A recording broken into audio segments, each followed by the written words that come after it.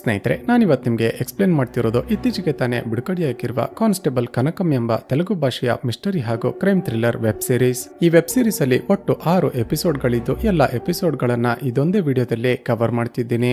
ಇನ್ನು ಈ web series ನ ಕಾನ್ಸೆಪ್ಟ್ ಏನಂದ್ರೆ, ಆಂಧ್ರ ಪ್ರದೇಶದಲ್ಲಿ ರೇಪಲ್ಲೆ ಎಂಬ ಒಂದು ಚಿಕ್ಕ ಊರಿರುತ್ತೆ. ಆ ಊರಿನ ಪಕ್ಕದಲ್ಲೇ ಅಡವಿಗುಟ್ಟ ಎಂಬ ಒಂದು ದಟ್ಟವಾದ ಕಾಡಿರುತ್ತೆ. ಹೀಗಿರುವಾಗಲೇ ಆ ಕಾಡಿನ ಕಡೆಗೆ ಹೋಗ್ತಿದ್ದ ಆ ಊರಿನ ಹುಡುಗಿಯರು ತುಂಬಾನೇ ನಿಗೂಢ ರೀತಿಯಲ್ಲಿ ಕಾಣೆಯಾಗೋದಕ್ಕೆ ಶುರುವಾಗ್ತಾರೆ. ಅದೇ ಊರಿನ ಪೊಲೀಸ್ ಸ್ಟೇಷನ್ ನಲ್ಲೇ ಚಿತ್ರದ ಹೀರೋಯಿನ್ ಆಗಿರುವ ಕನಕ ಕಾನ್ಸ್ಟೇಬಲ್ ಆಗಿ ಕೆಲಸ ಮಾಡ್ತಿರ್ತಾಳೆ. ಒಂದು ದಿನ ಶಾಕಿಂಗ್ಲಿ ಕನಕಳ ಫ್ರೆಂಡ್ ಆಗಿದ್ದ ಚಂದ್ರಿಕಾ ಕೂಡ ತುಂಬಾನೇ ನಿಗೂಢ ರೀತಿಯಲ್ಲಿ ಕಾಣೆಯಾಗ್ತಾಳೆ. ಸೊ ಚಿತ್ರದಲ್ಲಿ ಮುಂದೇನಾಯ್ತು? ಕಾನ್ಸ್ಟೇಬಲ್ ಕನಕ ಆ ಊರಲ್ಲಿ ನಿಗೂಢವಾಗಿ ಕಾಣೆಯಾಗ್ತಿರುವ ಹುಡುಗಿಯರಿಗೆ ಏನಾಯ್ತು ಅಂತ ಕಂಡುಹಿಡಿಯೋದಕ್ಕೆ ಸಾಧ್ಯವಾಯ್ತಾ? ಇದೆಲ್ಲದರ ಹಿಂದೆ ಯಾರಾದ್ರೂ ಸೈಕೋ ಕಿಲ್ಲರ್ ಇದ್ದಾನ ಅಥವಾ ಯಾವುದಾದ್ರೂ ಅಮಾನುಷ ಶಕ್ತಿ ಇದೆಯಾ? ಕನಕ ಇನ್ವೆಸ್ಟಿಗೇಷನ್ ಮಾಡ್ತಾ ಹೋದಾಗೆ ರಿವೀಲ್ ಆಗುವ ಬ್ಯಾಕ್ ಟು ಬ್ಯಾಕ್ ಟ್ವಿಸ್ಟ್ ಗಳಾದ್ರೂ ಏನೆಂಬುದನ್ನ ಈ ವಿಡಿಯೋದಲ್ಲಿ ನೋಡ್ತಾ ಹೋಗೋಣ. ಚಿತ್ರದ ಮೊದಲ ಸೀನ್ನಲ್ಲಿ ರೇಪಲ್ಲೆ ಎಂಬ ಊರಿಗೆ ತಡರಾತ್ರಿ ಜ್ಯೋತಿ ಬಸ್ನಲ್ಲಿ ಹೋಗ್ತಿರೋದನ್ನ ನೋಡ್ತೀವಿ.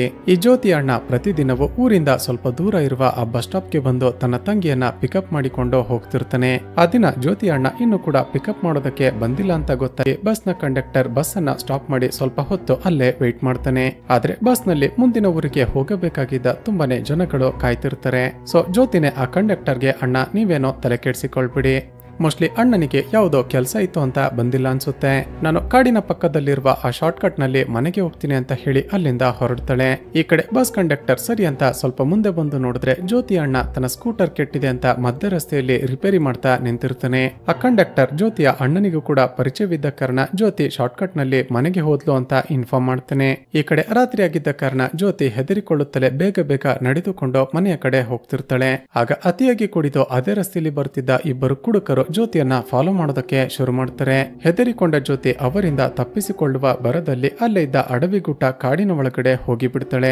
ಆಕೆಯನ್ನ ಫಾಲೋ ಮಾಡ್ತಾ ಬಂದ ಅವರಿಬ್ಬರು ಆ ಕಾಡಿನ ಒಳಗಡೆ ಹೋಗೋದಕ್ಕೆ ಭಯ ಆಗಿ ವಾಪಸ್ ಹೊರಟು ಹೋಗ್ತಾರೆ. ಈ ಕಡೆ ಆ ಕಾಡಿನ ಒಳಗಡೆ ನಡೆದುಕೊಂಡು ಹೋಗ್ತಿದ್ದ ಜ್ಯೋತಿಗೆ ತುಂಬಾನೇ ವಿಚಿತ್ರವಾದ ಶಬ್ದಗಳು ಕೇಳಿಸೋದಕ್ಕೆ ಶುರುವಾಗುತ್ತೆ.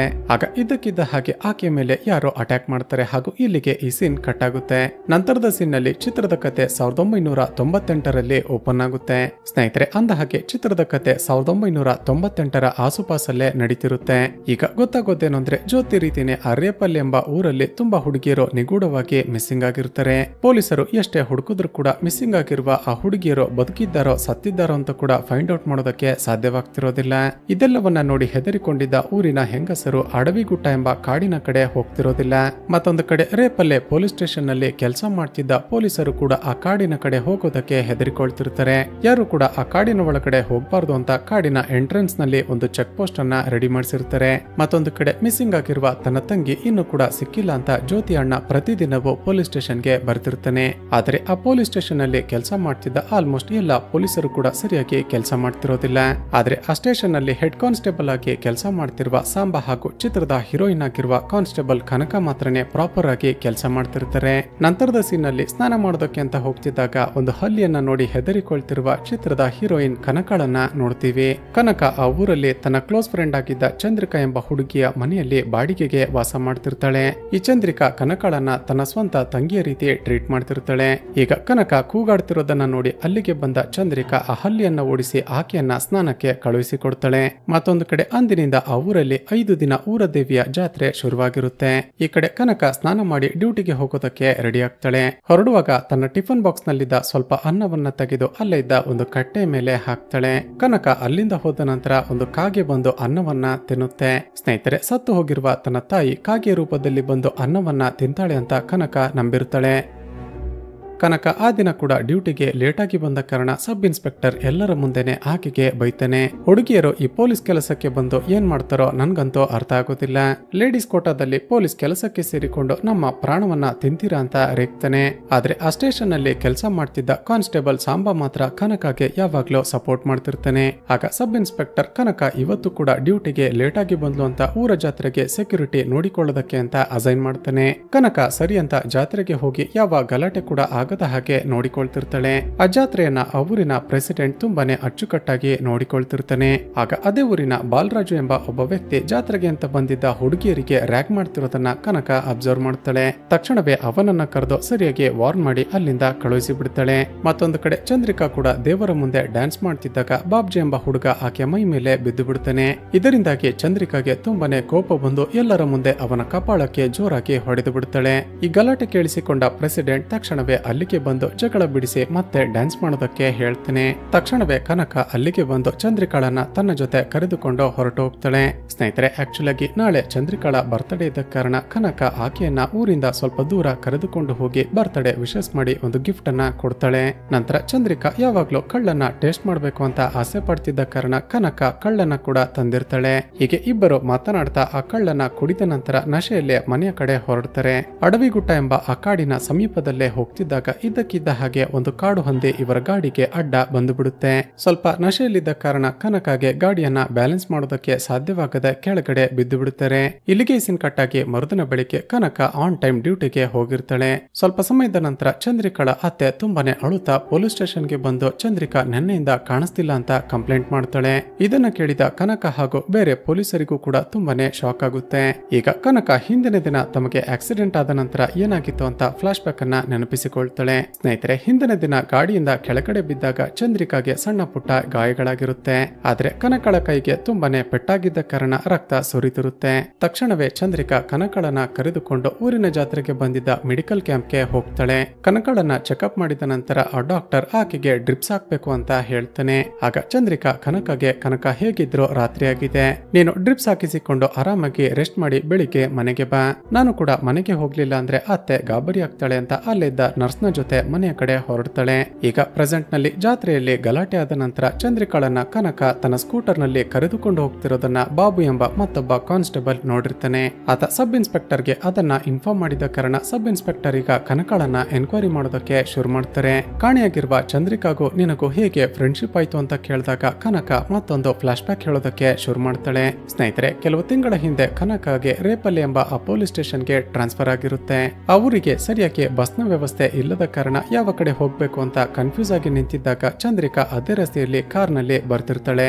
ಕನಕಳನ್ನ ತನ್ನ ಕಾರ್ನಲ್ಲೇ ಪೊಲೀಸ್ ಸ್ಟೇಷನ್ ಬಳಿ ಡ್ರಾಪ್ ಮಾಡಿರ್ತಾಳೆ. ಹೀಗೆ ದಿನಗಳು ಕಳೆದಂತೆ ಇಬ್ಬರು ಪದೇ ಪದೇ ಭೇಟಿ ಆಗ್ತಾ ಕ್ಲೋಸ್ ಫ್ರೆಂಡ್ಸ್ ಆಗಿರ್ತಾರೆ. ಈಗ ಪ್ರೆಸೆಂಟ್ ನಲ್ಲಿ ಹಿಂದಿನ ದಿನ ಚಂದ್ರಿಕಾಳ ಜೊತೆ ಹೋಗಿದ್ದ ಆ ನರ್ಸ್ಲನ್ನ ಕರೆದು ಎನ್ಕ್ವೈರಿ ಮಾಡೋದಕ್ಕೆ ಶುರು ಮಾಡ್ತಾರೆ. ಸ್ನೇಹಿತರೆ, ಅಷ್ಟಕ್ಕೂ ಹಿಂದಿನ ದಿನ ಏನಾಗಿರುತ್ತೆ ಅಂದ್ರೆ ಈ ನರ್ಸ್ ಹಾಗೂ ಚಂದ್ರಿಕಾ ಮನೆಯ ಕಡೆ ನಡೆದುಕೊಂಡು ಹೋಗ್ತಿದ್ದಾಗ ನರ್ಸ್ ನ ಬಾಯ್ ಫ್ರೆಂಡ್ ಅಲ್ಲಿಗೆ ಬಂದಿರ್ತಾನೆ. ಇವರಿಬ್ಬರ ಮಧ್ಯ ನಾನ್ಯಾಕೆ ಡಿಸ್ಟರ್ಬೆನ್ಸ್ ಅಂತ ಚಂದ್ರಿಕಾ ತನ್ನ ಪಾಡಿಗೆ ತಾನು ಮನೆಯ ಕಡೆ ನಡೆದುಕೊಂಡು ಹೊರಟೋಗಿರ್ತಾಳೆ. ಇಷ್ಟೇ ಸರ್ ನಡೆದಿದ್ದು, ನಂತರ ಏನಾಯ್ತೋ ನನ್ಗೆ ಗೊತ್ತಿಲ್ಲ ಅಂತ ಆ ನರ್ಸ್ ಹೇಳ್ತಾಳೆ. ಈಗ ಕನಕಾಗೆ ಜಾತ್ರೆಯಲ್ಲಿ ಆ ದಿನ ಬಾಬ್ಜಿ ಎಂಬ ಹುಡುಗ ಚಂದ್ರಿಕಾಳ ಮೇಲೆ ಬಿದ್ದು ಗಲಾಟೆ ಮಾಡಿದ್ದ ಅಲ್ವಾ, ಆ ವಿಷಯ ಸಡನ್ ಆಗಿ ಫ್ಲಾಶ್ ಆಗಿ ಖಂಡಿತ ಆತನೇ ಚಂದ್ರಿಕಾಗೆ ಏನೋ ಮಾಡಿರ್ತಾನೆ ಅಂತ ಸಬ್ ಇನ್ಸ್ಪೆಕ್ಟರ್ ಬಳಿ ಹೋಗಿ ಇನ್ಫಾರ್ಮ್ ಮಾಡ್ತಾಳೆ. ತಕ್ಷಣವೇ ಆ ಸಬ್ ಇನ್ಸ್ಪೆಕ್ಟರ್ ಬಾಬ್ಜಿಯನ್ನ ಕರೆದುಕೊಂಡು ಬರೋದಕ್ಕೆ ಅಂತ ಇಬ್ಬರು ಕಾನ್ಸ್ಟೇಬಲ್ ಗಳನ್ನ ಕಳಿಸ್ತಾನೆ. ಆದ್ರೆ ಆ ಕಾನ್ಸ್ಟೇಬಲ್ ಗಳು ಊರಲ್ಲಿ ಎಷ್ಟೇ ಹುಡುಕಿದ್ರು ಕೂಡ ಬಾಬ್ಜಿ ಮಾತ್ರ ಸಿಗೋದೇ ಇಲ್ಲ. ಅದೇ ಸಮಯಕ್ಕೆ ಊರಿನ ಕೆರೆಯ ಬಳಿ ಒಂದು ಡೆಡ್ ಬಾಡಿ ಬಿದ್ದಿದೆ ಅಂತ ಸಬ್ ಇನ್ಸ್ಪೆಕ್ಟರ್ ಗೆ ಇನ್ಫಾರ್ಮೇಶನ್ ಬರುತ್ತೆ. ಕನಕಾಗೆ ಮೋಸ್ಟ್ಲಿ ಆ ಡೆಡ್ ಬಾಡಿ ಚಂದ್ರಿಕಾಳದ್ದೇ ಆಗಿರಬಹುದಾ ಅಂತ ತುಂಬಾನೇ ಭಯ ಆಗೋದಕ್ಕೆ ಶುರುವಾಗುತ್ತೆ. ತಕ್ಷಣವೇ ಆ ಡೆಡ್ ಬಾಡಿ ಬಿದ್ದಿರುವ ಕೆರೆಯ ಬಳಿ ಹೋಗಿ ನೋಡಿದ್ರೆ ಒಂದು ಶಾಕಿಂಗ್ ಟ್ವಿಸ್ಟ್ ರಿವೀಲ್ ಆಗುತ್ತೆ. ಸ್ನೇಹಿತರೆ, ಕೆರೆಯ ಬಳಿ ಬಿದ್ದಿರುವ ಆ ಡೆಡ್ ಬಾಡಿ ಜಾತ್ರೆಯಲ್ಲಿ ಚಂದ್ರಿಕಾಳ ಜೊತೆ ಗಲಾಟೆ ಮಾಡಿಕೊಂಡಿದ್ದ ಆ ಬಾಬ್ಜಿ ಎಂಬ ಹುಡುಗನದ್ದು. ಈಗ ಚಂದ್ರಿಕಾಳ ಕೇಸ್ನಲ್ಲಿ ತಾವು ಅನುಮಾನ ಪಡ್ತಿರುವ ಬಾಬ್ಜಿನೇ ಸತ್ತು ಹೋಗಿರೋದನ್ನ ನೋಡಿದ ಕನಕಾಗೆ ಮತ್ತಷ್ಟು ಶಾಕ್ ಆಗುತ್ತೆ. ಇಲ್ಲಿಗೆ ಸೀನ್ ಕಟ್ಟಾಗಿ ಚಿತ್ರದಲ್ಲಿ ಈಗ ಹಲವು ವರ್ಷಗಳ ಹಿಂದಿನ ಒಂದು ಫ್ಲಾಶ್ ಬ್ಯಾಕ್ ಅನ್ನ ತೋರಿಸಲಾಗುತ್ತೆ. ಒಂದು ಊರಲ್ಲಿ ಒಬ್ಬ ಹುಡುಗ ಇರ್ತಾನೆ. ಆತ ಯಾವಾಗ ನೋಡಿದ್ರು ಸ್ಕೂಲ್ನಲ್ಲಿ ಗಲಾಟೆ ಮಾಡಿಕೊಳ್ತಾ ತನ್ನ ಕ್ಲಾಸ್ಮೇಟ್ಸ್ ಗಳಿಗೆ ಹೊಡಿತಿರ್ತಾನೆ. ಈ ಹುಡುಗನ ಕ್ಯಾರೆಕ್ಟರ್ ಒಂದು ರೀತಿ ವಿಚಿತ್ರವಾಗಿರುತ್ತೆ. ಇವನಿಗೆ ಯಾವುದಾದ್ರೂ ವಸ್ತು ಇಷ್ಟವಾದ್ರೆ ಅಥವಾ ಯಾರಾದ್ರೂ ಮನುಷ್ಯರೇ ಇಷ್ಟವಾದ್ರೂ ಕೂಡ ಅವರು ಕೇವಲ ತನ್ನ ಜೊತೆ ಮಾತ್ರನೇ ಇರಬೇಕು ಅಂತ ಆಸೆ ಪಡ್ತಿರ್ತಾನೆ. ಹೀಗೇನೆ ಸ್ಕೂಲ್ ನಲ್ಲಿ ತನ್ನ ಕ್ಲೋಸ್ ಫ್ರೆಂಡ್ ಮತ್ತೊಬ್ಬ ಹುಡುಗನ ಜೊತೆ ಫ್ರೆಂಡ್ಶಿಪ್ ಮಾಡಿದ್ದ ಅಂತ ಗೊತ್ತಾಗಿ ತನ್ನ ಕ್ಲೋಸ್ ಫ್ರೆಂಡ್ ಗೆನೆ ಸರಿಯಾಗಿ ಹೊಡೆದು ಬಿಟ್ಟಿರ್ತಾನೆ. ಈ ವಿಷಯ ಸ್ಕೂಲ್ ನ ಪ್ರಿನ್ಸಿಪಲ್ ಗೆ ಗೊತ್ತಾಗಿ ಆ ಹುಡುಗನ ತಂದೆಯನ್ನ ಕರೆದು ಸರಿಯಾಗಿ ಬೈತಿರ್ತಾರೆ. ಅದೇ ಕೋಪದಲ್ಲಿ ಈ ಹುಡುಗನ ತಂದೆ ಇವನನ್ನ ರೂಮ್ ನಲ್ಲಿ ಕೂಡಿ ಹಾಕಿ ಸರಿಯಾಗಿ ಹೊಡೆದಿರ್ತಾರೆ. ಅಂದಿನಿಂದ ಈ ಹುಡುಗನಿಗೆ ತನ್ನ ತಂದೆ ಮೇಲೂ ಕೂಡ ದ್ವೇಷ ಶುರುವಾಗಿರುತ್ತೆ. ಆದ್ರೆ ಇವನ ತಾಯಿ ಮಾತ್ರ ಇವನಿಗೆ ಸಮಾಧಾನ ಮಾಡ್ತಾ ತುಂಬಾನೇ ಪ್ರೀತಿಯಿಂದ ನೋಡಿಕೊಳ್ತಿರ್ತಾಳೆ. ಹೀಗಿರುವಾಗ್ಲೇ ಒಂದು ದಿನ ತಾನು ಸಾಕಿದ್ದ ಒಂದು ಚಿಕ್ಕ ನಾಯಿ ಮರಿ ತನ್ನ ತಂದೆ ಜೊತೆ ಆಟವಾಡ್ತಿರೋದನ್ನ ನೋಡಿರ್ತಾನೆ.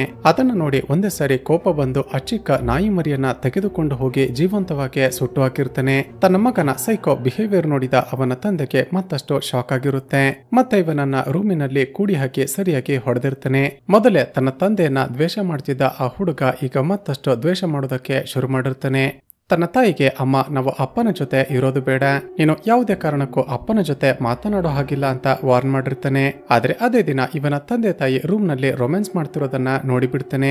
ಎಷ್ಟೇ ಹೇಳಿದ್ರು ನನ್ನ ಮಾತನ್ನ ಕೇಳಲಿಲ್ವಲ್ಲ ಅಂತ ಮರುದಿನ ಬೆಳಿಗ್ಗೆ ಇವನ ತಾಯಿ ಮಾಡಿ ಮೇಲೆ ಬಟ್ಟೆಗಳನ್ನ ಒಣಗಾಕ್ತಿದ್ದಾಗ ಆಕೆಯನ್ನ ಕೆಳಗಡೆ ತಳ್ಳಿ ಸಾಯಿಸಿ ಬಿಡ್ತಾನೆ. ಇಲ್ಲಿಗೆ ಈ ಸೀನ್ ಕಟ್ಟಾಗಿ ಚಿತ್ರದ ಕಥೆ ಈಗ ಪ್ರೆಸೆಂಟ್ಗೆ ಬರುತ್ತೆ. ಚಂದ್ರಿಕಳ ತಂದೆ ಒಬ್ಬ ಪೊಲಿಟಿಷಿಯನ್ ಆಗಿದ್ದ ಕಾರಣ ಆತ ಸೀದಾ ಪೊಲೀಸ್ ಸ್ಟೇಷನ್ಗೆ ಬಂದಿರ್ತಾನೆ.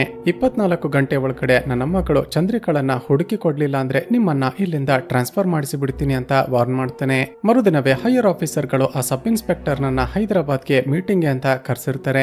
ಆ ಸಬ್ ಇನ್ಸ್ಪೆಕ್ಟರ್ ಹೈದರಾಬಾದ್ಗೆ ಹೋಗೋದಕ್ಕೂ ಮುಂಚೆ ಚಂದ್ರಿಕಳ ಕೇಸನ್ನ ಕಾನ್ಸ್ಟೇಬಲ್ ಬಾಬುಗೆ ಅಸೈನ್ ಮಾಡ್ತಾನೆ. ತಾನು ಎಷ್ಟೇ ರಿಕ್ವೆಸ್ಟ್ ಮಾಡಿದ್ರು ಚಂದ್ರಿಕಳ ಕೇಸನ್ನ ತನಗೆ ಅಸೈನ್ ಮಾಡ್ಲಿಲ್ವಲ್ಲ ಅಂತ ಕನಕಗೆ ತುಂಬಾನೇ ಬೇಜಾರಾಗುತ್ತೆ. ಸ್ನೇಹಿತರೆ, ಈಗ ಗೊತ್ತಾಗುವ ಮತ್ತೊಂದು ವಿಷಯವೇನೆಂದ್ರೆ ಕಾನ್ಸ್ಟೇಬಲ್ ಬಾಬುಗೆ ಕನಕಳನ್ನ ಕಂಡ್ರೆ ಒಂಚೂರು ಕೂಡ ಆಗ್ತಿರೋದಿಲ್ಲ. ಯಾಕಂದ್ರೆ ಕನಕಳ ಪೋಸ್ಟ್ಗೆ ತನ್ನ ಅತ್ತೆ ಮಗಳನ್ನ ಕೆಲಸಕ್ಕೆ ಸೇರಿಸಬೇಕು ಅಂತ ಅಂದುಕೊಂಡಿರ್ತಾನೆ. ಇದೇ ವಿಷಯವಾಗಿ ಆ constable Babu head constable Samba ಜೊತೆ ಕೂಡ ಮಾತನಾಡಿರ್ತಾನೆ. ಆದ್ರೆ ಲಂಚಕ್ಕೆ ಆಸೆ ಪಡೆದ ಹೆಡ್ ಕಾನ್ಸ್ಟೇಬಲ್ ಸಾಂಬಾ ಮೆರಿಟ್ ನಲ್ಲಿ ಸೆಲೆಕ್ಟ್ ಆಗಿದ್ದ ಕನಕಗೆ ಆಫರ್ ಲೆಟರ್ ಅನ್ನ ಕಳಿಸಿರ್ತಾನೆ. ಅಂದಿನಿಂದ ಬಾಬು ಸಾಂಬಾ ಹಾಗೂ ಕನಕಳ ಮೇಲೆ ಸೇಡನ್ನ ತೀರಿಸಿಕೊಳ್ಳೋದಕ್ಕೆ ಒಂದು ಚಾನ್ಸ್ ಸಿಕ್ಕರೆ ಸಾಕು ಅಂತ ಕಾಯ್ತಿರ್ತಾನೆ. ಈಗ ಬಾಬು ಚಂದ್ರಿಕಾ ಕಾಣೆಯಾಗಿದ್ದಾಳೆ ಅಂತ ಊರಲ್ಲೆಲ್ಲ ಪಾಂಪ್ಲೆಟ್ಸ್ ಗಳನ್ನ ಅಂಟಿಸ್ತಾನೆ. ಗೋಡೆ ಮೇಲೆ ತನ್ನ ಫ್ರೆಂಡ್ ಚಂದ್ರಿಕಾ ಕಾಣೆಯಾಗಿದ್ದಾಳೆ ಅಂತ ಅಂಟಿಸಿದ್ದ ಆ ಪಾಂಪ್ಲೆಟ್ ನೋಡಿದ ಕನಕ ತುಂಬಾನೇ ಎಮೋಷನಲ್ ಆಗ್ತಾಳೆ. ಈಗ ಚಂದ್ರಿಕಳ ಕೇಸನ್ನ ತನಗೆ ಅಸೈನ್ ಮಾಡ್ತಿದ್ರು ಕೂಡ ತನ್ನ ಫ್ರೆಂಡ್ ಗೆ ಏನಾಯ್ತು ಅಂತ ಪತ್ತೆ ಮಾಡ್ಬೇಕು ಅಂತ ಕನಕ ಡಿಸೈಡ್ ಮಾಡ್ತಾಳೆ. ತಕ್ಷಣ ಆ ದಿನ ಚಂದ್ರಿಕಳ ಜೊತೆ ಜಾತ್ರೆಯಲ್ಲಿ ಗಲಾಟೆ ಮಾಡಿದ್ದ ಆ ಬಾಬ್ಜಿಯ ಫ್ರೆಂಡ್ ಅನ್ನ ಹೋಗಿ ಮೀಟ್ ಮಾಡ್ತಾಳೆ. ಸ್ನೇಹಿತರೆ, ಈಗ ಗೊತ್ತಾಗುವ ಒಂದು ಟ್ವಿಸ್ಟ್ ಏನಂದ್ರೆ ಬಾಬ್ಜಿ ಅಷ್ಟಕ್ಕೂ ಚಂದ್ರಿಕಳನ್ನ ಪ್ರೀತಿ ಮಾಡ್ತಿದ್ದ. ಎಷ್ಟೋ ಸಾರಿ ಚಂದ್ರಿಕಳಿಗೆ ತನ್ನ ಪ್ರೀತಿಯನ್ನ ಹೇಳ್ಬೇಕು ಅಂತ ಹೋಗಿ ಧೈರ್ಯ ಸಲ್ಲದೆ ವಾಪಸ್ ಬಂದಿರ್ತಾನೆ. ಆದ್ರೆ ಈ ವಿಷಯ ಚಂದ್ರಿಕಾಗೆ ಗೊತ್ತೇ ಇರೋದಿಲ್ಲ. ಆ ದಿನ ಆ ಬಾಬ್ಜಿ ಬೇಕಂತಲೇ ತನ್ನ ಮೈ ಮೇಲೆ ಬಿದ್ದಿದ್ದ ಅಂತ ಮಿಸ್ಅಂಡರ್ಸ್ಟ್ಯಾಂಡಿಂಗ್ ಮಾಡ್ಕೊಂಡು ಚಂದ್ರಿಕಾ ಎಲ್ಲರ ಮುಂದೆ ಅವನ ಕಪಾಳಕ್ಕೆ ಹೊಡೆದು ಬಿಟ್ಟಿರ್ತಾಳೆ. ಆ ದಿನ ರಾತ್ರಿ ಬಾಬ್ಜಿ ಅದೇ ಬೇಜಾರಲ್ಲಿ ತನ್ನ ಫ್ರೆಂಡ್ ನ ಜೊತೆ ಊರಿನ ಹೊರಗಡೆ ಕುಡಿತಾ ಕೂತಿರ್ತಾನೆ. ಕುಡಿದ ನಶೆಯಲ್ಲೇ ಚಂದ್ರಿಕಾಳಿಗೆ ಬೆಳಿಗ್ಗೆ ನಡೆದ ಘಟನೆಗೆ ಸಾರಿ ಕೇಳಿ ಆಕೆಗೆ ಲವ್ ಪ್ರಪೋಸ್ ಮಾಡ್ಬೇಕು ಅಂತ ಡಿಸೈಡ್ ಮಾಡಿ ಹೊರಡ್ತಾನೆ. ಮೇಡಮ್, ಇಷ್ಟೇ ನಡೆದದ್ದು. ಮರುದಿನ ನೋಡಿದ್ರೆ ಕೆರೆಯ ಬಳಿ ಬಾಬ್ಜಿಯ ಡೆಡ್ ಬಾಡಿ ಬಿದ್ದಿತ್ತು. ಈ ವಿಷಯ ಗೊತ್ತಾಗ್ತಿದ್ದ ಹಾಗೆ ಕನಕ ತಕ್ಷಣವೇ ಊರಿನ ಪ್ರೆಸಿಡೆಂಟ್ ಬಳಿ ಬರ್ತಾಳೆ. ಸರ್, ಈ ಊರಲ್ಲಿ ಹುಡುಗಿಯರು ಒಬ್ಬರಾದ ಮೇಲೊಬ್ಬರಂತೆ ತುಂಬಾನೇ ನಿಗೂಢವಾಗಿ ಕಾಣೆಯಾಗ್ತಿದ್ದಾರೆ. ಖಂಡಿತ ಇದರ ಹಿಂದೆ ಇದೇ ಊರಲ್ಲಿ ವಾಸ ಮಾಡ್ತಿರುವ ಯಾರೋ ಒಬ್ಬನ ಕೈವಾಡ ಇದೆ. ಅದಕ್ಕೆ ಪ್ರೆಸಿಡೆಂಟ್ ಹೇಳ್ತಾನೆ, ನೋಡು ಕನಕ, ನಮ್ಮ ಊರಲ್ಲಿ ಆ ರೀತಿ ಕೆಲಸ ಮಾಡುವ ಕೆಟ್ಟ ಮನುಷ್ಯರು ಯಾರು ಇಲ್ಲ. ಹೇಗಿದ್ರು ಕಾನ್ಸ್ಟೇಬಲ್ ಬಾಬು ಇದನ್ನ ಇನ್ವೆಸ್ಟಿಗೇಟ್ ಮಾಡ್ತಿದ್ದಾನಲ್ವಾ, ಬೇಕಾದ್ರೆ ಕಮಿಷನರ್ ಜೊತೆ ಕೂಡ ಮಾತನಾಡ್ತೀನಿ ಅಂತ ಹೇಳ್ತಿರುವಾಗ ಕಾನ್ಸ್ಟೇಬಲ್ ಬಾಬು ಕನಕಳನ್ನ ನೋಡಿಬಿಡ್ತಾನೆ. ತನಗೆ ಅಸೈನ್ ಮಾಡಿರುವ ಕೇಸನ್ನ ಈ ಕನಕ ಇನ್ವೆಸ್ಟಿಗೇಟ್ ಮಾಡ್ತಿರೋದನ್ನ ನೋಡಿ ಬಾಬು ತುಂಬಾನೇ ಸಿಟ್ಟಾಗ್ತಾನೆ. ತಕ್ಷಣವೇ ಹೆಡ್ ಕಾನ್ಸ್ಟೇಬಲ್ ಸಾಂಬಾ ಬಳಿ ಬಂದು ಕಂಪ್ಲೇಂಟ್ ಮಾಡ್ತಾನೆ. ಈಗ ಸಾಂಬಾ ಕನಕಳನ್ನ ಪ್ರೊಟೆಕ್ಟ್ ಮಾಡೋದಕ್ಕೆ ಅಂತ ಆಕೆಯನ್ನ ಬಯ್ಯೋ ರೀತಿ ನಾಟಕ ಮಾಡ್ತಾನೆ. ಹಾಗೂ ಪನಿಷ್ಮೆಂಟ್ಗೆ ಅಂತ ಇವತ್ತು ಅಡವಿಗುಟ್ಟ ಚೆಕ್ ಪೋಸ್ಟ್ ಬಳಿ ನೈಟ್ ಡ್ಯೂಟಿ ಮಾಡುವಂತ ಬೈತಾನೆ. ಸಾಂಬಾ ಕೂಡ ತನಗೆ ಬೈದ್ನಲ್ಲ ಅಂತ ಕನಕಗೆ ತುಂಬಾನೇ ದುಃಖ ಆಗುತ್ತೆ. ಸರಿ ಅಂತ ಆ ದಿನ ನೈಟ್ ಡ್ಯೂಟಿ ಮಾಡೋದಕ್ಕೆ ಅಂತ ಅಡವಿಗುಟ್ಟ ಚೆಕ್ ಪೋಸ್ಟ್ ಬಳಿ ಬರ್ತಾಳೆ. ಸ್ವಲ್ಪ ಸಮಯದ ನಂತರ ಅಲ್ಲಿಗೆ ಬಂದ ಸಾಂಬಾ, ನಾನು ಯಾಕೆ ನಿನಗೆ ಬೈದೆ ಅಂತ ಕನಕಾಳಿಗೆ ಅರ್ಥ ಮಾಡಿಸ್ತಾನೆ. ಹಾಗೂ ನೀನೊಬ್ಬಳೆ ಇಲ್ಲಿರೋದು ಡೇಂಜರ್, ನಾನು ಕೂಡ ನಿನ್ನ ಜೊತೆನೆ ಇರ್ತೀನಿ ಅಂತ ಅಲ್ಲೇ ಮಲಗಿಕೊಳ್ತಾನೆ. ಸ್ವಲ್ಪ ಸಮಯದ ನಂತರ ಸಾಂಬಾಗೆ ಎಚ್ಚರವಾದಾಗ ನೋಡಿದ್ರೆ ಕನಕ ಚೆಕ್ ಪೋಸ್ಟ್ ಅನ್ನ ದಾಟಿ ಕಾಡಿನ ಒಳಗಡೆ ಸ್ವಲ್ಪ ದೂರ ಹೋಗಿ ನಿಂತಿರೋದನ್ನ ನೋಡ್ತಾನೆ. ತಕ್ಷಣವೇ ಆಕೆ ಬಳಿ ಹೋಗಿ ಕನಕ, ಒಳಗಡೆ ಬರಬಾರ್ದು ಅಂತ ಗೊತ್ತಿಲ್ವಾ, ಈ ಕಾಡು ತುಂಬಾನೇ ಡೇಂಜರ್, ಇದರ ಒಳಗಡೆ ಹೋಗಿರುವ ಯಾವ ಹುಡುಗಿ ಕೂಡ ವಾಪಸ್ ಬಂದಿಲ್ಲ ಅಂತ ಹೇಳ್ತಾನೆ. ಆಗ ಕನಕ ಮೇಲೆ ನೋಡ್ತಾ, ಅಣ್ಣ ಒಂದ್ಸಾರಿ ಮೇಲೆ ನೋಡು ಅಂತ ತೋರಿಸ್ತಾಳೆ. ಶಾಕಿಂಗ್ಲಿ ಇವರ ನೆತ್ತಿಯ ಮೇಲೆ 100 ಕಾಗೆಗಳು ಒಂದೇ ಸಮನೆ ರೌಂಡ್ ಸರ್ಕಲ್ ಹೊಡಿತಿರುತ್ತವೆ. ಇಲ್ಲೇನೋ ಮಿಸ್ಟರಿ ಇದೆ ಅಂತ ಇಬ್ಬರು ಆ ಕಾಗೆಗಳನ್ನ ಫಾಲೋ ಮಾಡ್ತಾ ಕಾಡಿನ ಒಳಗಡೆ ಬರ್ತಾರೆ. ಆಗ ಸ್ವಲ್ಪ ದೂರದಲ್ಲಿ ಕಾಗೆ ಗೂಡುಗಳು ನೆಲದ ಮೇಲೆ ಬಿದ್ದಿರೋದನ್ನ ಗಮನಿಸ್ತಾರೆ. ಆ ಕಾಗೆ ಗೂಡುಗಳು ನೆಲದ ಮೇಲೆ ಬಿದ್ದಿರೋದನ್ನ ನೋಡಿದ ಕನಕಗೆ ಶಾಕ್ ಆಗುತ್ತೆ. ಸಾಂಬಾ ಏನಾಯ್ತು ಅಂತ ಕೇಳಿದಾಗ ಕನಕ ಒಂದು ವಿಷಯವನ್ನ ಎಕ್ಸ್ಪ್ಲೇನ್ ಮಾಡ್ತಾಳೆ. ಅಣ್ಣ, ಯೂಶಲಿ ಕಾಗೆಗಳು ತುಂಬಾನೇ ಸ್ಟ್ರಾಂಗ್ ಆಗಿ ಮರದ ಮೇಲೆ ಗೂಡುಗಳನ್ನ ಕಟ್ಟಿರುತ್ತವೆ. ಅವು ನ್ಯಾಚುರಲ್ ಆಗಿ ಮರದ ಮೇಲಿನಿಂದ ಕೆಳಗಡೆ ಬೀಳೋದಕ್ಕೆ ಸಾಧ್ಯನೇ ಇಲ್ಲ. ಖಂಡಿತ ಕಾಗೆ ಗೂಡುಗಳನ್ನ ಯಾರೋ ಬೇಕಂತಲೇ ಮರದ ಮೇಲಿನಿಂದ ಕೆಳಗಡೆ ಇಳಿಸಿದ್ದಾರೆ. ಜೊತೆಗೆ ಕಾಗೆಗಳು ತಮ್ಮ ಮೊಟ್ಟೆ ಸೇಫ್ ಆಗಿರ್ಬೇಕು ಅಂತ ಹಾಗೂ ಗೂಡು ಸ್ಟ್ರಾಂಗ್ ಆಗಿರ್ಬೇಕು ಅಂತ ಸಂಜೀವಿನಿ ಮರದ ಬೇರುಗಳನ್ನ ಯೂಸ್ ಮಾಡುತ್ತವೆ. ಅಣ್ಣ, ಈ ಬೇರು ಎಷ್ಟೊಂದು ಡೇಂಜರ್ ಅಂದ್ರೆ ಕಾಗೆಗಳು ತಮ್ಮ ಮರಿಗಳನ್ನ ಕರೆದುಕೊಂಡು ಹೊರಟೋದ ನಂತರ ಇಡೀ ಮರವೇ ಒಣಗಿ ಹೋಗುತ್ತೆ. ಈ ರೀತಿಯ ಬೇರುಗಳನ್ನ ಮಾಂತ್ರಿಕರು ವಾಮಾಚಾರ ಹಾಗೂ ಕ್ಷುದ್ರ ಪೂಜೆಗಳನ್ನ ಮಾಡೋದಕ್ಕೆ ಯೂಸ್ ಮಾಡ್ತಾರೆ. ಹೀಗೆ ಇಬ್ಬರು ಮಾತನಾಡ್ತಿರುವಾಗ ಕನಕ ಅಲ್ಲೇ ಬಿದ್ದಿರುವ ಒಂದು ವಾಚ್ ಅನ್ನ ನೋಡ್ತಾಳೆ. ಆ ವಾಚ್ ಅನ್ನ ನೋಡ್ತಿದ್ದ ಹಾಗೆ ಇದನ್ನ ಈ ಹಿಂದೆ ಎಲ್ಲೋ ನೋಡಿದ್ದೀನಲ್ಲ ಅಂತ ಫ್ಲಾಶ್ ಆಗುತ್ತೆ. ಎಲ್ಲಿ ಅಂತ ನೆನಪಿಸಿಕೊಂಡಾಗ ಜಾತ್ರೆಯಲ್ಲಿ ಹುಡುಗಿಯರಿಗೆ ರ್ಯಾಗ್ ಮಾಡ್ತಿದ್ದ ಬಾಲರಾಜುನ ಕೈಯಲ್ಲಿ ಈ ವಾಚ್ ಅನ್ನ ಕನಕ ನೋಡಿರ್ತಾಳೆ. ಮರುದಿನ ಬೆಳಿಗ್ಗೆನೆ ಆ ಬಾಲರಾಜುನನ್ನ ಪೊಲೀಸ್ ಸ್ಟೇಷನ್ಗೆ ಎಳೆದುಕೊಂಡು ಬಂದು ಸರಿಯಾಗಿ ಹೊಡೆದು ಎನ್ಕ್ವೈರಿ ಮಾಡೋದಕ್ಕೆ ಶುರು ಮಾಡ್ತಾರೆ. ನಿನ್ನೆ ತಾನೇ ಊರಲ್ಲಿ ಬ್ಯಾಕ್ ಟು ಬ್ಯಾಕ್ ಹುಡುಗಿಯರನ್ನ ಕಿಡ್ನಾಪ್ ಮಾಡ್ತಿರೋದು. ಕಾಣೆಯಾಗಿರುವ ಹುಡುಗಿಯರೆಲ್ಲ ಎಲ್ಲಿದ್ದಾರೆ ಅಂತ ಸರಿಯಾಗಿ ಹೊಡೆದು ಎನ್ಕ್ವೈರಿ ಮಾಡ್ತಾರೆ. ಬಾಲರಾಜು ಅಳುತ್ತಾ, ಮೇಡಮ್ ಏನ್ ಹೇಳ್ತಿದ್ದೀರಾ, ನಾನು ಯಾಕೆ ಹುಡುಗಿಯರನ್ನ ಕಿಡ್ನಾಪ್ ಮಾಡ್ತೀನಿ ಮೇಡಮ್? ಅಷ್ಟಕ್ಕೂ ಆ ದಿನ ಜಾತ್ರೆಯಲ್ಲಿ ನಾನು ರ್ಯಾಗಿಂಗ್ ಮಾಡ್ತಾ ಇದ್ದಿದ್ದು ನನ್ನ ಸ್ವಂತ ಅತ್ತೆ ಮಗಳಿಗೆ. ಮೊನ್ನೆ ರಾತ್ರಿ ನಾನು ಕಾಡಲ್ಲಿ ಹಂದಿಯನ್ನ ಬೇಟೆಯಾಡಬೇಕು ಅಂತ ಹೋಗಿದ್ದೆ. ಆಗ ನೀವು ಹೇಳ್ತಿರುವ ಕಾಡಿನ ಆ ಜಾಗದಲ್ಲಿ ಯಾರೋ ವಾಮಾಚಾರ ಮಾಡ್ತಿರೋದನ್ನ ನೋಡಿ ನನಗೆ ತುಂಬಾನೇ ಭಯ ಆಯ್ತು. ಹೆದರಿಕೊಂಡ ನಾನು ವಾಪಸ್ ಓಡಿ ಬರುವಾಗ ನನ್ನ ಕೈಯಲ್ಲಿದ್ದ ವಾಚ್ ಅಚಾನಕ್ ಆಗಿ ಅಲ್ಲಿ ಬಿದ್ದಿದೆ ಅಷ್ಟೇ. ಇದನ್ನ ಬಿಟ್ರೆ ನನ್ಗೇನು ಕೂಡ ಗೊತ್ತಿಲ್ಲ ಮೇಡಮ್ ಅಂತ ಹೇಳ್ತೇನೆ. ಅದಕ್ಕೆ ಕನಕ, ಸರಿ, ಕಾಡಿನಲ್ಲಿ ವಾಮಾಚಾರ ಮಾಡ್ತಾ ಇದ್ದಿದ್ದು ಯಾರು, ಅವನ ಮುಖ ನೋಡ್ದ ಅಂತ ಕೇಳ್ತಾಳೆ. ಅದಕ್ಕೆ ಬಾಲರಾಜು ಹೇಳ್ತಾನೆ, ಮೇಡಮ್ ಕತ್ತಲಾಗಿದ್ದ ಕಾರಣ ಅವನ ಮುಖ ನನಗೆ ಸರಿಯಾಗಿ ಕಾಣಲಿಲ್ಲ. ಆದ್ರೆ ಆತ ತನ್ನ ಮೈ ಮೇಲೆ ಒಂದು ದೊಡ್ಡ ತ್ರಿಶೂಲದ ಹಚ್ಚೆಯನ್ನ ಹಾಕಿಸಿಕೊಂಡಿದ್ದ ಅಂತ ಹೇಳ್ತೇನೆ. ಇವನ ಮಾತುಗಳನ್ನ ಕೇಳಿದ ಕನಕ ಸಾಂಬಾಗೆ ಹೀಗೆ ಹೇಳ್ತಾಳೆ, ಅಣ್ಣ, ಇದುವರೆಗೂ ಈ ಊರಲ್ಲಿ ಯಾವ್ಯಾವ ಹುಡುಗಿಯರು ಕಾಣೆಯಾಗಿದ್ದಾರೋ ಅವರೆಲ್ಲರೂ ಕೂಡ ಹುಣ್ಣಿಮೆಯ ದಿನದಂದೇ ಕಾಣೆಯಾಗಿದ್ದಾರೆ. ಆ ಬಾಲರಾಜು ಹೇಳ್ತಿರೋ ಪ್ರಕಾರ ಯೂಶಲಿ ವಾಮಾಚಾರ ಮಾಡೋರು ಅಮಾವಾಸ್ಯ ದಿನದಂದು ಮಾಡ್ತಿರ್ತಾರೆ. ಈ ಬಾಲರಾಜು ಹೇಳ್ತಿರುವ ಆ ಮಾಂತ್ರಿಕ ಏನೋ ಡಿಫ್ರೆಂಟ್ ಆಗಿ ಮಾಡ್ತಿದ್ದಾನಲ್ಲ ಅಂತ ಹೇಳ್ತಾಳೆ. ಅದಕ್ಕೆ ಸಾಂಬಾ ಹೇಳ್ತಾನೆ, ಹಾಗಾದ್ರೆ ಚಂದ್ರಿಕಾ ಕೂಡ ಹುಣ್ಣಿಮೆಯ ದಿನದಂದೇ ಮಿಸ್ಸಿಂಗ್ ಆಗ್ಬೇಕಿತ್ತಲ್ವಾ? ಆಕೆ ಕಾಣೆಯಾಗಿರೋದು ಹುಣ್ಣಿಮೆ ದಿನ ಅಲ್ವಲ್ಲ ಅಂತ ಕೇಳ್ತೇನೆ. ಅಣ್ಣ, ಅದನ್ನೇ ನಾನು ಕಂಡುಹಿಡಿಬೇಕು ಅಂತ ಹೇಳ್ತಿರೋದು. ಆ ಮಾಂತ್ರಿಕ ಪ್ರತಿ ಹುಣ್ಣಿಮೆ ದಿನದಂದು ಹುಡುಗಿಯರನ್ನ ಕಿಡ್ನಾಪ್ ಮಾಡ್ತಿದ್ದಾನೆ. ಸೊ 100% ಮುಂದಿನ ಹುಣ್ಣಿಮೆ ದಿನದಂದು ಕೂಡ ಮತ್ತೊಬ್ಬಳು ಹುಡುಗಿ ಕಿಡ್ನಾಪ್ ಆಗ್ತಾಳೆ. ಈ ಬಾರಿ ಹೇಗಾದ್ರೂ ಮಾಡಿ ಆತ ಯಾರು ಅಂತ ಕಂಡುಹಿಡಿಯಲೇಬೇಕು ಅಂತ ಹೇಳ್ತಾಳೆ. ಮರುದಿನ ಬೆಳಿಗ್ಗೆ ಆ ಊರಲ್ಲಿ ಹಚ್ಚೆ ಹಾಕುತ್ತಿದ್ದ ಒಬ್ಬಳು ಮಹಿಳೆಯ ಬಳಿ ಹೋಗಿ ಎನ್ಕ್ವೈರಿ ಮಾಡ್ತಾಳೆ. ಅದಕ್ಕೆ ಆ ಮಹಿಳೆ, ಇಲ್ಲಮ್ಮ, ನಾನು ಆ ರೀತಿಯ ದೊಡ್ಡ ದೊಡ್ಡ ಹಚ್ಚೆಗಳನ್ನ ಹಾಕೋದಿಲ್ಲ, ಕೇವಲ ಕೈ ಮೇಲೆ ಸಣ್ಣ ಪುಟ್ಟ ಹಚ್ಚೆಗಳನ್ನ ಹಾಕ್ತೀನಿ ಅಷ್ಟೇ ಅಂತ ಹೇಳ್ತಾಳೆ. ಆ ಊರಲ್ಲಿ ಯಾರ್ಯಾರು ಮಾಟ ಮಂತ್ರ ವಾಮಾಚಾರ ಅಂತ ಓಡಾಡ್ತಿರ್ತಾರೋ ಅವರನ್ನೆಲ್ಲ ಹಿಡಿದು ಅವರ ಮೈ ಮೇಲೆ ತ್ರಿಶೂಲದ ಮಚ್ಚೆ ಇದೆಯಾ ಅಂತ ಚೆಕ್ ಮಾಡ್ತಾಳೆ. ಇಲ್ಲಿಗೆ ಸೀನ್ ಕಟ್ಟಾಗಿ ನಂತರದ ಸೀನ್ ನಲ್ಲಿ ಮತ್ತೊಂದು ಫ್ಲಾಶ್ ಬ್ಯಾಕ್ ಅನ್ನ ತೋರಿಸಲಾಗುತ್ತೆ.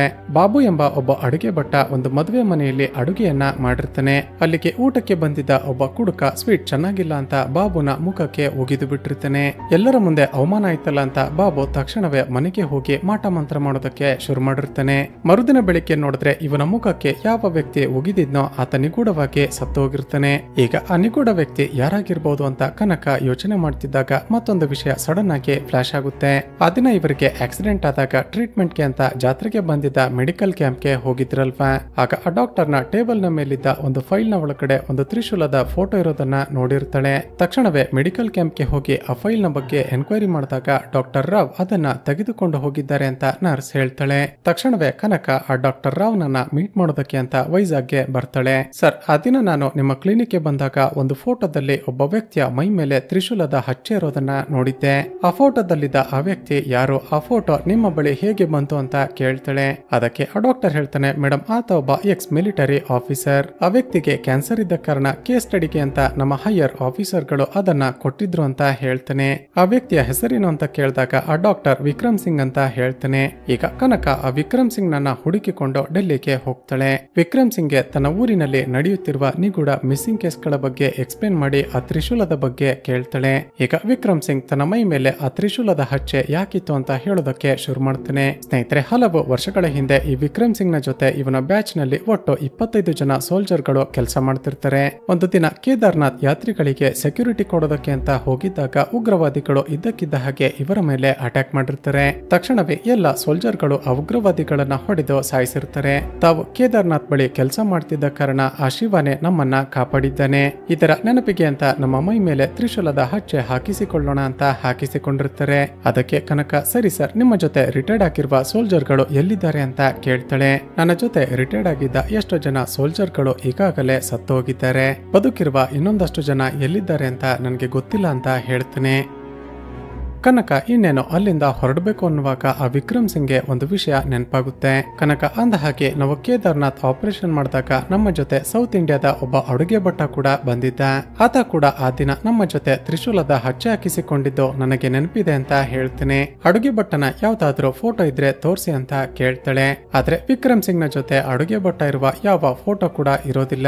ಈ ಕಡೆ ಊರಿನ ಮತ್ತೊಬ್ಬಳು ಮಹಿಳೆ ಅಳುತ್ತಾ ಪೊಲೀಸ್ ಸ್ಟೇಷನ್ಗೆ ಬಂದು ನನ್ನ ಮಕ್ಕಳು ಕಾಣಿಸುತ್ತಿಲ್ಲ ಅಂತ ಕಂಪ್ಲೇಂಟ್ ಕೊಡ್ತಾಳೆ. ಈಗ ಕನಕ ಹೇಳಿದ ಹಾಗೆ ಮರುದಿನವೇ ಹುಣ್ಣಿಮೆ ಇರುತ್ತೆ. ಕನಕ ಗೆಸ್ ಮಾಡಿದ ಪ್ರಕಾರ ಮತ್ತೊಬ್ಬಳು ಹುಡುಗಿ ಕಿಡ್ನಾಪ್ ಆದ್ಲಲ್ಲ ಅಂತ ಎಲ್ಲರಿಗೂ ಶಾಕ್ ಆಗುತ್ತೆ. ಊರಲ್ಲಿ ಮತ್ತೊಬ್ಬಳು ಹುಡುಗಿ ಕಿಡ್ನಾಪ್ ಆದ್ಲು ಅಂತ ಗೊತ್ತಾಗ್ತಿದ್ದ ಹಾಗೆ ಕನಕ ತಕ್ಷಣವೇ ಹೊರಟು ಬರ್ತಾಳೆ. ಮರುದಿನ ರಾತ್ರಿ ಆ ಕಾಡಿನ ಒಳಗಡೆ ಆ ಹುಡುಗಿ ಸಿಗ್ಬಹುದು ಅಂತ ಹುಡುಕುತ್ತಾ ಹೋಗ್ತಾಳೆ. ಹೇಗೆ ಕನಕ ಕಾಡಿನ ಒಳಗಡೆ ಬರ್ತಿದ್ದಾಗ ಒಂದು ಜಾಗದಲ್ಲಿ ವಿಚಿತ್ರವಾದ ಶಬ್ದ ಕೇಳುತ್ತೆ. ಆ ಶಬ್ದ ಬರ್ತಿರೋ ಕಡೆ ನಿಧಾನಕ್ಕೆ ಹೋಗಿ ನೋಡಿದ್ರೆ ಒಬ್ಬ ವ್ಯಕ್ತಿ ಕ್ಷುದ್ರ ಪೂಜೆ ಮಾಡ್ತಿರ್ತಾನೆ. ಹತ್ತಿರ ಹೋಗಿ ನೋಡಿದಾಗ ಶಾಕಿಂಗ್ಲಿ ಆ ವ್ಯಕ್ತಿಯ ಬೆನ್ನಿನ ಮೇಲೆ ತ್ರಿಶೂಲದ ಹಚ್ಚೆ ಇರುತ್ತೆ. ಆ ವ್ಯಕ್ತಿ ಯಾರು ಅಂತ ಅವನ ಮುಂದೆ ಹೋಗಿ ನೋಡಿದಾಗ ಚಿತ್ರದಲ್ಲಿ ಒಂದು ಶಾಕಿಂಗ್ ಟ್ವಿಸ್ಟ್ ರಿವೀಲ್ ಆಗುತ್ತೆ. ಸ್ನೇಹಿತರೆ, ಅಲ್ಲಿ ಕ್ಷುದ್ರ ಪೂಜೆ ಮಾಡ್ತಿರೋದು ಬೇರೆ ಯಾರು ಅಲ್ಲ, ಆ ಊರಿನ ಪ್ರೆಸಿಡೆಂಟೇ. ಅವನನ್ನ ಹಿಡಿಬೇಕು ಅಂತ ಕನಕ ಹೋಗ್ತಿದ್ದ ಹಾಗೆ ಆತ ಅವಳಿಗೇನೆ ಸರಿಯಾಗಿ ಹೊಡೆದು ಬಿಡುತ್ತಾನೆ. ಅದೇ ಸಮಯಕ್ಕೆ ಕನಕಳನ್ನ ಫಾಲೋ ಮಾಡ್ತಿದ್ದ ಕಾನ್ಸ್ಟೇಬಲ್ ಬಾಬು ಅಲ್ಲಿಗೆ ಬಂದು ಬಿಡುತ್ತಾನೆ. ಪ್ರೆಸಿಡೆಂಟ್ ಆ ಬಾಬುಗೂ ಕೂಡ ಸರಿಯಾಗಿ ಹೊಡೆದು ಇನ್ನೇನೋ ಸಾಯಿಸಿ ಬಿಡ್ತಾನೆ ಅನ್ನೋಷ್ಟರಲ್ಲಿ ಕನಕಳ ಕೈಗೆ ಒಂದು ಬೆಲ್ಟ್ ಸಿಗುತ್ತೆ. ಕನಕಳ ಕೈಯಲ್ಲಿ ಬೆಲ್ಟ್ ಅನ್ನ ನೋಡ್ತಿದ್ದ ಹಾಗೆ ಆ ಪ್ರೆಸಿಡೆಂಟ್ ಚಿಕ್ಕ ಮಕ್ಕಳ ರೀತಿ ಬಿಹೇವ್ ಮಾಡೋದಕ್ಕೆ ಶುರು ಮಾಡ್ತಾನೆ. ಅಪ್ಪ, ದಯವಿಟ್ಟು ನನ್ನನ್ನ ಹೊಡಿಬಿಡಿ ಅಂತ ಅಳೋದಕ್ಕೆ ಶುರು ಮಾಡ್ತಾನೆ. ಈತ ಬೆಲ್ಟ್ ನೋಡಿ ಹೆದರಿಕೊಳ್ತಿರೋದನ್ನ ನೋಡಿದ ಕನಕ ಅದರಿಂದಲೇ ಅವನಿಗೆ ಸರಿಯಾಗಿ ಹೊಡಿತಾಳೆ. ವಿಷಯ ಗೊತ್ತಾಗಿ ಬೇರೆ ಪೊಲೀಸರು ಅಲ್ಲಿಗೆ ಬಂದು ಪ್ರೆಸಿಡೆಂಟ್ ನನ್ನ ಸ್ಟೇಷನ್ಗೆ ಎಳೆದುಕೊಂಡು ಹೋಗಿ ಸರಿಯಾಗಿ ಹೊಡೆದು ಎನ್ಕ್ವೈರಿ ಮಾಡ್ತಾರೆ. ಪೊಲೀಸರು ಎಷ್ಟೇ ಹೊಡೆದ್ರು ಕೂಡ ಆತ ಏನೋ ರಿಯಾಕ್ಟ್ ಮಾಡದೆ ಕೇವಲ ಮಂತ್ರಗಳನ್ನ ಹೇಳ್ತಿರ್ತಾನೆ. ಈಗ ಕನಕ ಮತ್ತೆ ಬೆಲ್ಟ್ ಅನ್ನ ತೆಗೆದುಕೊಂಡು ಸೆಲ್ನ ಒಳಗಡೆ ಹೋಗ್ತಿದ್ದ ಹಾಗೆ ಆ ಪ್ರೆಸಿಡೆಂಟ್ ಮತ್ತೆ ಹೆದರೋದಕ್ಕೆ ಶುರು ಮಾಡ್ತಾನೆ. ಕನಕ ಆ ಬೆಲ್ಟ್ ತೋರಿಸಿ ಹೆದರಿಸಿ ನಿಜವಾಗಿಯೂ ನಡೆದದ್ದೇನೋ ಅಂತ ಕೇಳಿದಾಗ ಆ ಪ್ರೆಸಿಡೆಂಟ್ ಒಂದು ಫ್ಲಾಶ್ ಬ್ಯಾಕ್ ಹೇಳೋದಕ್ಕೆ ಶುರು ಮಾಡ್ತಾನೆ. ಸ್ನೇಹಿತರೆ, ಸ್ವಲ್ಪ ಸಮಯದ ಮುಂಚೆ ತನ್ನ ತಾಯಿಯನ್ನೇ ಕೊಲೆ ಮಾಡಿದ ಒಬ್ಬ ಸೈಕೋ ಹುಡುಗನನ್ನ ನೋಡಿದ್ವಿ ಅಲ್ವಾ?